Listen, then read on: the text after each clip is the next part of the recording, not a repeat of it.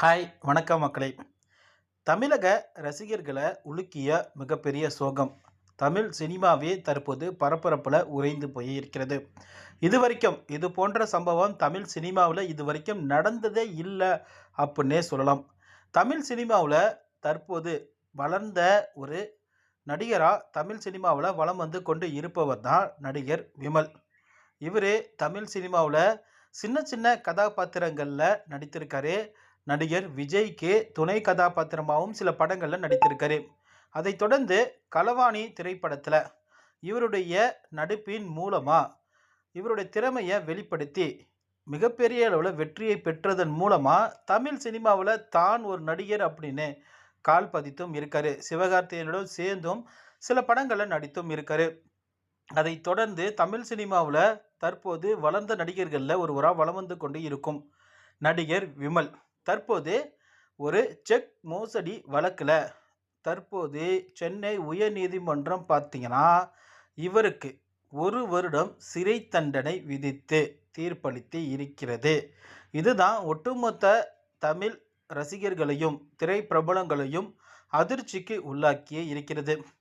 இவர் வளர்ந்த சில படங்களில் நடித்து வளர்ந்த பிறகு மன்னர் வகையறா அப்படிங்கிற திரைப்படத்தை இவர் நடித்தார்.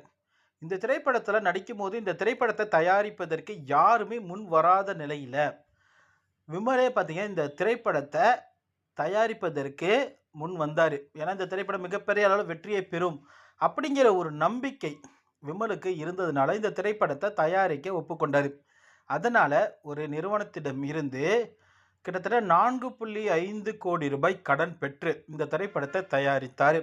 ஆனால் இந்த திரைப்படம் வெளியாவதில் ஏகப்பட்ட பிரச்சனைகள் ஏற்பட்டது. அதை சமாளிக்கவே இவருக்கு ஏகப்பட்ட கடன்களும் ஏறியது.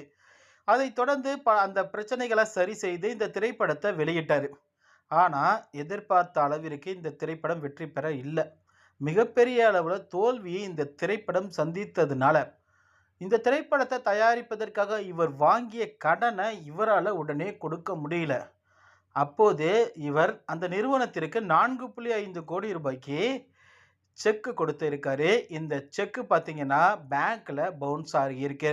அப்படி பவுன்ஸ் ஆனாலே இவர் மீது மோசடி வழக்கு பதியப்படும். அப்படி தான் அந்த நிறுவனமும் பார்த்தீங்கன்னா இவர் மீது செக் மோசடி வழக்கு பதியப்பட்டு நீதிமன்றத்திற்கு இந்த வழக்கானது சென்றது. அங்கு நீதிபதிகள் விசாரித்ததில் இது மோசடி செய்யப்பட்டது உண்மை அப்படிங்கிற அந்த தகவல் உறுதியானதை அடுத்து நடிகர் விமலுக்கு பார்த்தீங்கன்னா ஓராண்டு சிறை தண்டனை விதித்து உயர்நீதிமன்றம் பார்த்தீங்கன்னா தீர்ப்பளித்து இருக்கிறது.